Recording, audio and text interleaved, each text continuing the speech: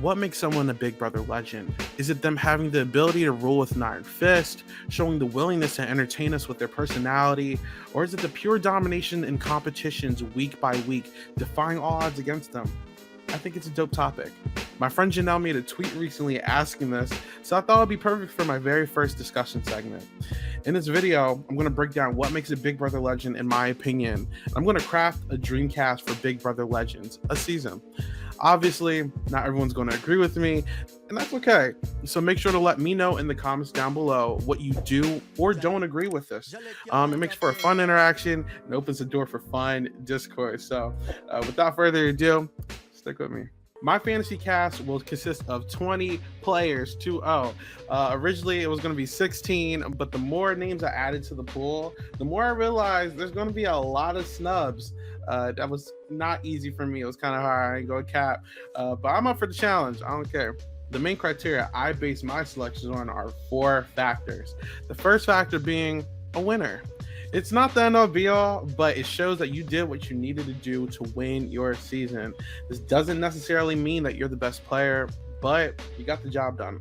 Factor 2 is being an icon. Icon is a very loose term, but in my opinion, it's like being the face of a franchise. You either did something memorable, quotable, or messy. That's my brand. You could also be a fan favorite. This group of individuals aren't particularly the best players, but they're engraved in our minds. So we still talk about them to this day. Factor 3 is the social or strategic player. These house guests play some of the best games to date. They're known for their crazy plans, control over the house, showing the ability to control a narrative, or they possibly evolve the game in specific ways that carry on to this day. Big moves. We love big moves over here in Big Brother. And lastly is factor 4, the comp beast. Comp beast may be the biggest menaces in the house because everybody wants them out. Their multiple HOH or veto wins puts a pause to plans. This may be my least represented factor in my cast, but they displayed an ability to show out. So those who did get put in here with that ability, you killed it.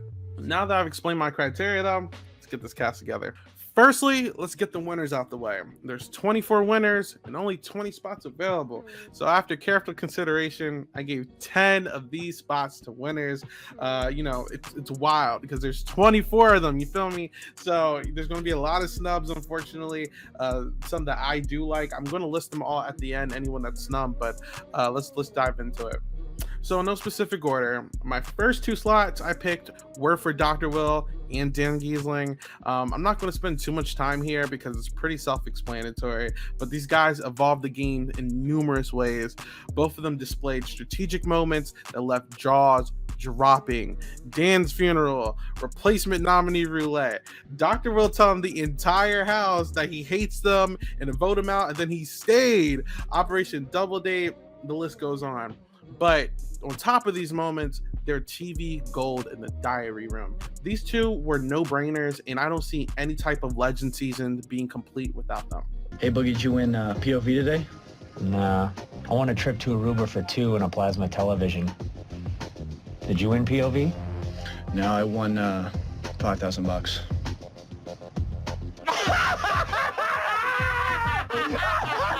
New people are going to be upset, so before the eviction, I took my cross off.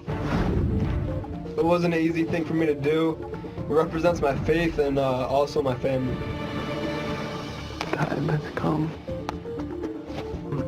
That's the first time in my life that I've taken that chain off.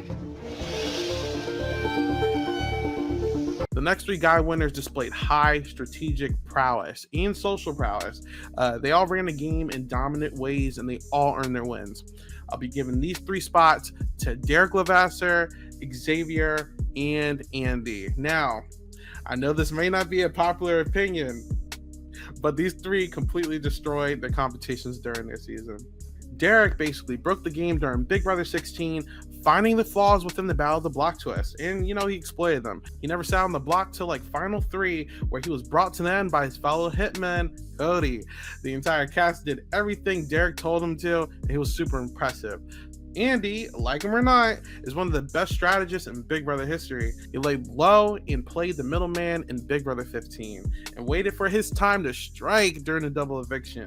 Everyone loved him in this season, and he created the Exterminators to run the end of the game and completely ran the season. Definitely killed him. Xavier is the glue to Big Brother's best alliance. Every member of the cookout pulled their weight and played a part in its success, but without X, the alliance probably would have imploded.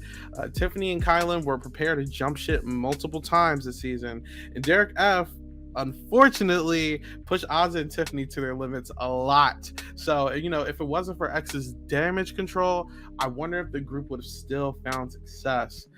He didn't necessarily play the best game this season, but he played one of the best cookout games this season. You know, he played in the alliance best. The alliance structure, he was very focused on it. And, you know, added bonus, he's Big Brother US's first black winner. He did a great job, and that adds to the impact. So definitely got to cast X. To help the group stay strong, stay together, and stay focused on the mission at hand. I don't know if I told you that she checked me.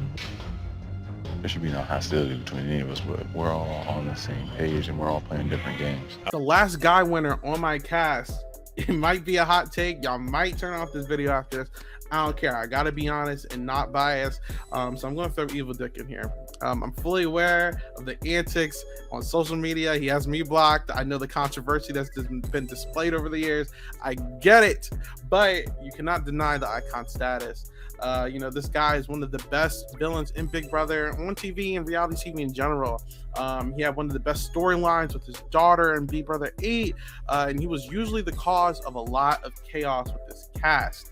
I wouldn't expect this season without him because he is deserving of it, but that ain't no that's cap. He wouldn't get invited. But I'm still with it. So I would put Evil Dick on mine. The next 4 are all female winners, ending the winners list. The first 2 being some of Big Brother's best strategists in the game, June and Nicole Franzel. I think June defined the meaning of a floater. She outplayed her entire cast, flip-flopped both sides of the house, and correctly formed the alliance with Allison towards the end of the game and basically secured herself of a win. She's also one of Big Brother's best icons, and with plenty of memorable moments, she's deserving of a spot. And just to add on to that, we got Miss Franzel. I know y'all don't like Franzel. I get it. Listen, I get it, but she's easily one of the best players that came close to being a 2-time winner here. Her methods may not be the best. She tends to focus her attention on targeting female players, but she's consistent and efficient with her strategy. So, you got to give her props.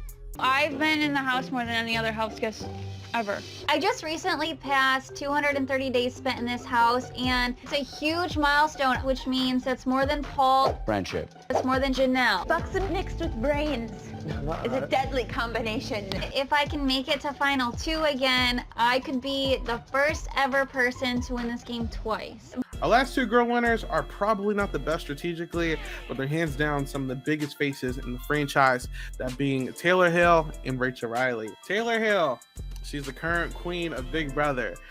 First black woman to win, first winner that's also fan favorite, and also won the biggest cash prize in the show's history. Her impact outside of the show is an added bonus to her legacy, and she's just an amazing character in the show overall.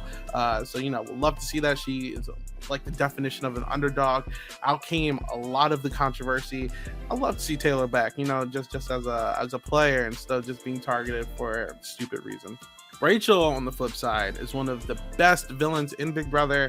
She's petty, she fights with people, she wins comps, but she's absolutely gold in the diary room.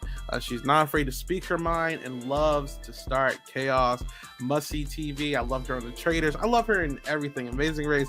And who would not love to see Rachel and Nicole in the season? Because we got robbed of that in All Stars, so I want that, bring it back. Janelle, why are you being so testy? I'm not trying to be. What's wrong with you? Do you hate me? I already know the answer to that, but there's no reason. I know you think I hate you, Rachel, but I don't hate you.